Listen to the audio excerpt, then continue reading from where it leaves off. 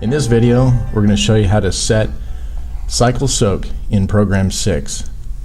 Start by selecting Setup, then scroll to Program, then select Type,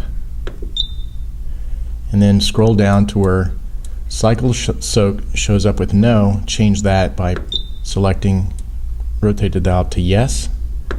Select that. That enables Cycle Soak for Program 6.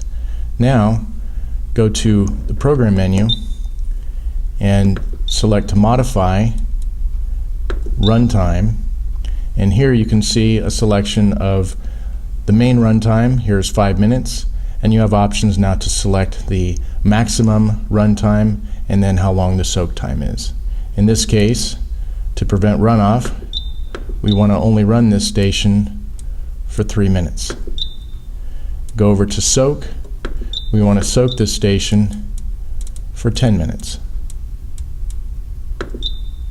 And now you've set it. That's all there is to it.